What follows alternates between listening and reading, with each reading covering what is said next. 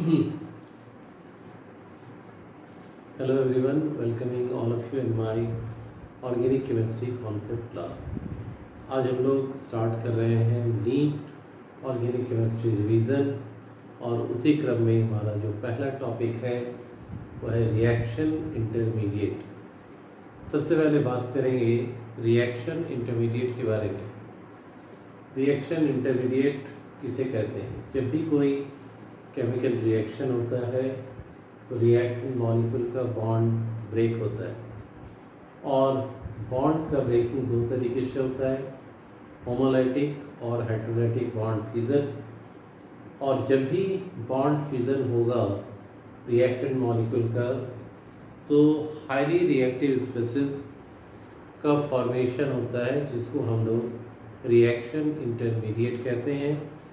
ये reaction intermediate बहुत short period of time के लिए एग्जिस्ट करता है, क्योंकि स्टेबिलिटी नहीं होती है उनमें, and to get the stability they interacts with the specific type of reagent and finally converted into product. Different types of reaction intermediates are first one carbocation, carbon ion, free radical, carbene, nitrene, and the last one benzyne और arene. यहाँ पर हम लोग हर एक को अच्छे तरीके से समझने का कोशिश करेंगे। सबसे पहले तो जैसा कि हमने बताया कि reaction intermediates are highly reactive short lived species and which are formed due to the bond fusion of the reactant molecule, either by homolytic bond fusion or by hydrolytic bond fusion. And different types of reaction intermediate we have already talked about it: carbocation, carbon ion, free radical, carbene, nitrene, and the last one arine, or it is also known as benzene. अब यहाँ पर देख सकते हो representation हमने दिखाया है। Carbocation को कैसे रिप्रेजेंट करेंगे? कार्बन के साथ 3 बॉन्ड और कार्बन पर प्लस चार्ज। कार्बन आयन में भी कार्बन के साथ 3 बॉन्ड और एक अनसेट पेयर ऑफ इलेक्ट्रॉन और कार्बन पर minus charge. Free radical, carbon के साथ 3 बॉन्ड और कार्बन के पास एक डॉट जो इलेक्ट्रॉन को इंडिकेट करता है, तो ये फ्री रेडिकल के लिए। कार्बीन, इसको हम लोग डाइवैलेंट स्पीशीज ऑफ कार्बन भी कहते हैं। कार्बन का 2 बॉन्ड और एक अनशेयर्ड पेयर ऑफ इलेक्ट्रॉन। नाइट्रीन, यहाँ पर ये मोनोवैलेंट होता है, नाइट्रोजन का 1 बॉन्ड और 2 अनशेयर्ड पेयर ऑफ इलेक्ट्रॉन, एक ये है और एक ऊपर वाला। एराइन और बेंजाइन में पहले तो बेंजीन रिंग बना लेना है, और किसी भी डबल बॉन्ड जहाँ पर देख रहे हो, जैसे हमने यहाँ पर किया है, एक और बॉन्ड दिखा देना है, यानी कार्बन कार्बन के बीच में यहाँ ट्रिपल बॉन्ड। तो ये था रिप्रेजेंटेशन ऑफ रिएक्शन इंटरमीडिएट, किस तरीके से रिएक्शन इंटरमीडिएट को रिप्रेजेंट किया जाता है। अब हम लोग बात करेंगे फॉर्मेशन ऑफ कार्बोकेटायन। क्या अलग अलग मेथड्स है जिसका यूज़ करके हम लोग कार्बोकेटायन को बना सकते हैं। First one is very important, and that is by electrolytic bond fusion of the reactant molecule, and this is only happen because of difference in the electronegativity. हमने एक हैलो अल्केन लिया हुआ है, X is more electronegative as compared to carbon, तो heterolytic bond fusion हो रहा है, supply कर रहे heat, X complete shared pair of electron को लेके अलग हुआ, तो इस पर कंप्लीट माइनस चार्ज, और कार्बन के पास 3 बॉन्ड प्लस चार्ज। जहाँ भी इलेक्ट्रॉन डेफिशिएंसी होगा वहाँ प्लस चार्ज। और दूसरे तरीके से समझ सकते हो कि अगर टेल पार्ट है तो वहाँ पर प्लस चार्ज, और हेड पार्ट जहाँ रहेगा एरो का वहाँ पर माइनस चार्ज। तो कार्बन के साथ 3 बॉन्ड, तो सेंट्रल कार्बन के पास कितने इलेक्ट्रॉन्स हो गए? 6 इलेक्ट्रॉन। तो ये ऑक्टेट से 2 इलेक्ट्रॉन कम है, and that's why it is highly unstable. तो हेटेरोलाइटिक बॉन्ड फ्यूजन हुआ। फिर है by the protonation of alkene. Protonation का मीनिंग क्या होता है? Addition of H+।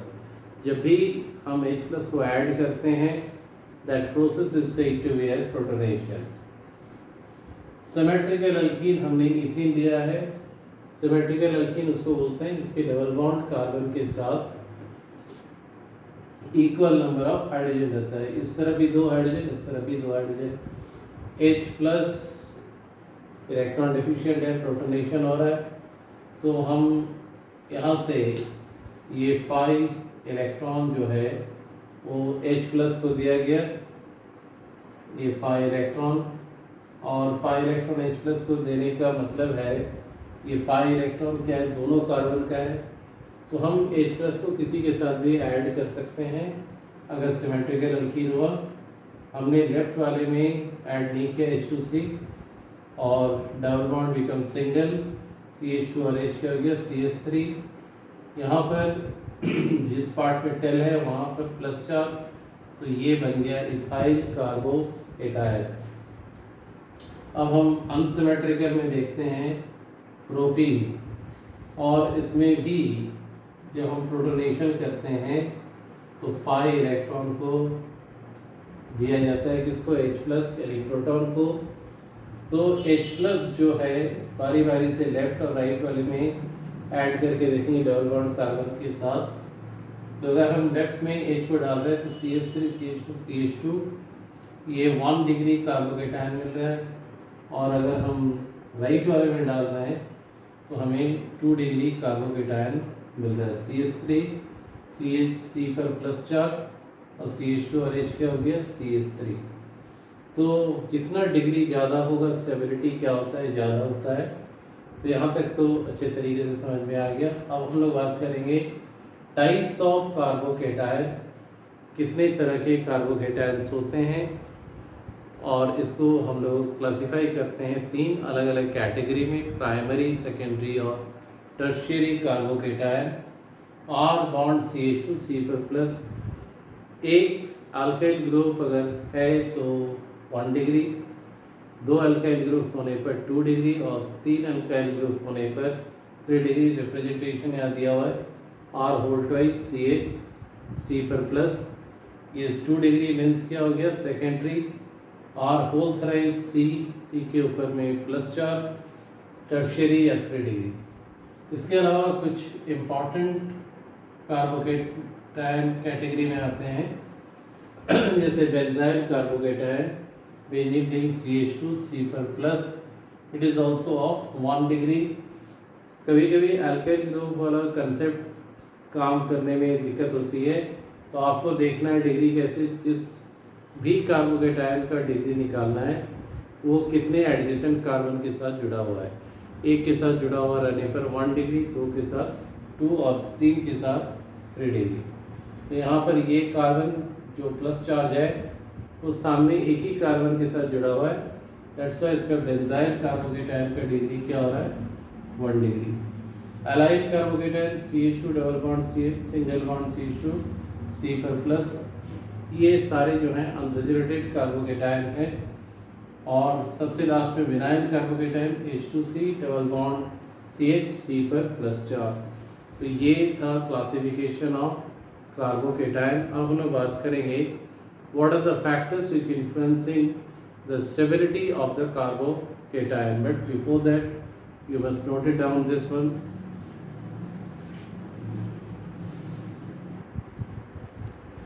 अभी हम लोग देखेंगे factors affecting the stability of carbocation.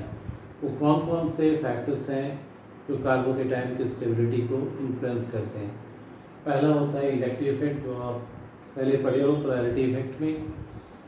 दूसरा है हाइपर कंजुगेशन, और तीसरा है रेजोनेंस. इंडक्टिव इफेक्ट में याद रखना है कि अगर इलेक्ट्रॉन डोनेटिंग ग्रुप ज़्यादा है तो कार्बोकेटायन का स्टेबिलिटी क्या होगा, ज़्यादा. कार्बोकेटायन का मतलब क्या है, इलेक्ट्रॉन डेफिशिएंट स्पेसीज, इलेक्ट्रॉन चाहिए टू गेट द स्टेबिलिटी. और R को अल्काइल ग्रुप रिप्रेजेंटेशन देते हैं. तो जितने भी अल्काइल ग्रुप्स होते हैं वो इलेक्ट्रॉन डोनर होते हैं. More the number of electron donating group, more will be the stability of carbocation. And in other words, you can say that with the increase in plus I group, the stability of carbocation get increases. यहाँ देख सकते हो 1 degree carbocation, ये 2 degree carbocation और ये हो गया 3 degree carbocation. Are क्या है? Alkyl group, electron donating group. तो इसके डेफिशिएंसी को फुलफिल करने के लिए एक डोनर ग्रुप है, 2 डिग्री में 2 है, 3 डिग्री में 3 है। ऑब्वियसली है कि स्टेबिलिटी जो है वो 3 डिग्री कार्बोकेटायन का सबसे ज़्यादा होगा, उसके बाद होगा 2 डिग्री का और सबसे कम 1 डिग्री का। और इससे भी कम अगर हम लिखें तो मिथाइल कार्बोकेटायन, कोई इलेक्ट्रॉन डोनेटिंग ग्रुप प्रेजेंट नहीं है। दूसरा आता है हाइपर कंजुगेशन, ये भी पोलैरिटी इफेक्ट में पढ़े हो। हाइपर कंजुगेशन को हम लोग सिग्मा पाई कंजुगेशन भी कहते हैं। More the number of hyper conjugative structure, more will be the stability of the particular type of carbocation. तो हाइपर कंजुगेशन पता कैसे करोगे? जो कार्बोकेटायन पार्ट है उसके ठीक एडजेसेंट में जो अल्काइल ग्रुप होगा उसका सिग्मा बॉन्ड जितना बनेगा उतना ही हाइपर कंजुगेटिव स्ट्रक्चर ड्रॉ होता है।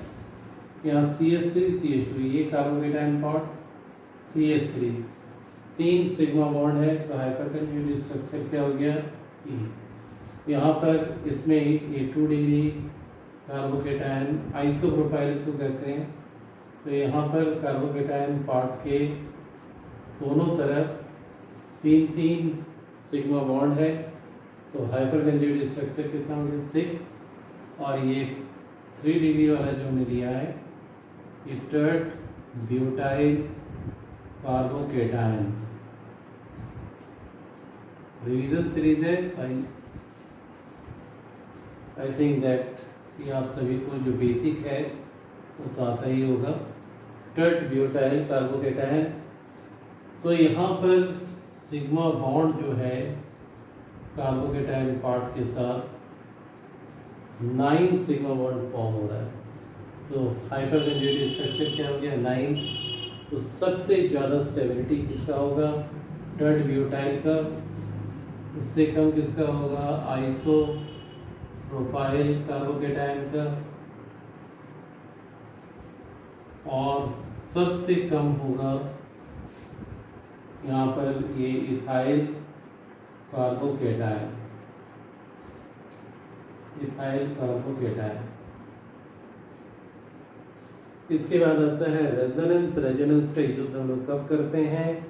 अगर स्टेबिलिटी चेक करना है मिनिमम 2 कार्बोकेटायन का जिसका डिग्री सेम है, ऐसे में resonating structure important role play करता है to determine the stability of the carbocation. More the number of resonating structure, more will be the stability of the carbocation. यहाँ बेंजाइल कार्बोकेटायन है और ये अलाइल कार्बोकेटायन, दोनों का डिग्री क्या हो रहा है? सेम। तो ऐसे में हम रेजोनेंस का यूज़ करेंगे। बेंजाइल कार्बोकेटायन का 5 रेजोनेटिंग स्ट्रक्चर बनता है और अलाइल कार्बोकेटायन का 2 रेजोनेटिंग स्ट्रक्चर फॉर्म होता है। तो इसको इस तरीके से देख सकते हैं। ये बेंजाइल के लिए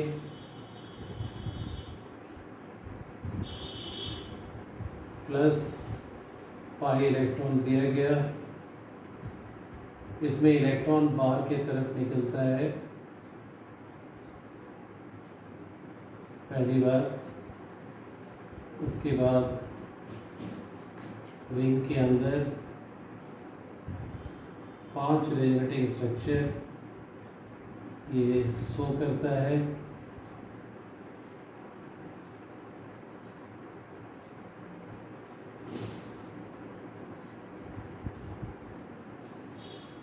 ये 5 resonating structure and the last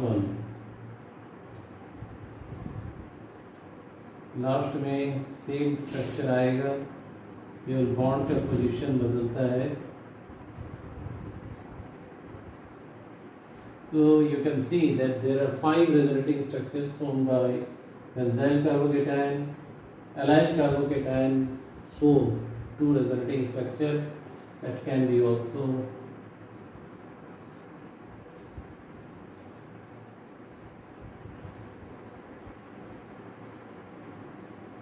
this is the shifting of pi electron.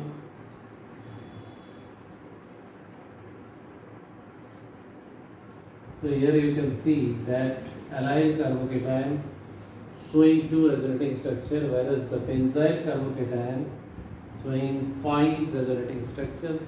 Automatically the stability of benzyl carbocation is more as compared to that of allyl carbocation. I hope that this particular segment, that is the factors affecting the stability of carbocation, is definitely clear to all of you. In spite of this, if you have any doubt in your mind, make comment in comment box so that you can get the answer. And right now we are in the last part of this particular session. In this part we will discuss about the structure of carbocation.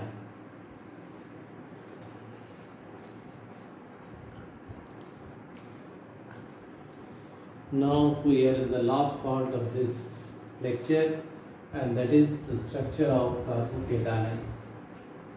किसी भी carbocation का कुछ भी दिया हो रहे, primary secondary tertiary कुछ भी हो, अगर हाइब्रिडाइजेशन फाइंड आउट करना है तो याद रखिए ये formula hybridisation equal to bond pair पर lone pair. Bond pair 3 bond बना रहा है, सिग्मा बॉन्ड 3, लोन पेयर एक ही नहीं है. 3 + 0 3, तो क्या हो रहा है sp2 trigonal panel Mt2pz orbital. 3 sp2 hybrid orbital, 3 bond बना रहा है, 3 सिग्मा बॉन्ड. बॉन्ड एंगल देख सकते हो 120 डिग्री. और कार्बन का एक 2pz ऑर्बिटल वेकेंट है. तो इस तरीके से स्ट्रक्चर देख सकते हैं. और इस वेकेंट ऑर्बिटल का काम क्या है, जब ये पर्टिकुलर रिएजेंट के साथ इंटरेक्ट करेगा तो जो पेयर ऑफ इलेक्ट्रॉन को लेगा, क्योंकि इसके पास कितने इलेक्ट्रॉन है 6, तो 2 इलेक्ट्रॉन शॉर्ट है द एंड्स ऑफ टिप, तो वो 2 इलेक्ट्रॉन इस 2pz ऑर्बिटल में कंप्लीट होगा. तो 2pz ऑर्बिटल का काम क्या है, इलेक्ट्रॉन एक्सेप्ट करना. और कुछ प्रॉपर्टी यहाँ लिख सकते हैं. कार्बोकेटायन इलेक्ट्रॉन डेफिशिएंट स्पीसीज है, इलेक्ट्रॉन डेफिशिएंट. हर इलेक्ट्रॉन डेफिशिएंट स्पीसीज को इलेक्ट्रोफाइल कहा जाता है, और हर इलेक्ट्रोफाइल जो है वो लीविस एसिड की कैटेगरी में आता है. तो ये था रिएक्शन इंटरमीडिएट के बारे में बेसिक कॉन्सेप्ट, और कार्बोकेटायन का इन डिटेल हम लोग आज स्टडी किए. और लास्ट टॉपिक हम लोग अभी आज किए structure of carbocation. Next class में कुछ और इम्पॉर्टेंट टॉपिक के साथ मिलेंगे. Till then thank you and good bye. लेकिन जाते जाते एक बात कहना है कि अगर कंसेप्ट समझ में आया है, ऑर्गेनिक केमिस्ट्री अच्छा से आप लोगों को समझ में आ रहा है, तो डेफिनेटली चैनल को लाइक करो, शेयर करो और सब्सक्राइब करो, क्योंकि सब्सक्राइब करने का कोई चार्ज नहीं मिलता है. आपका एक सब्सक्राइब हमें और अच्छा वीडियो बनाने के लिए इंस्पायर करेगा. So keep moving with us. Thank you for watching.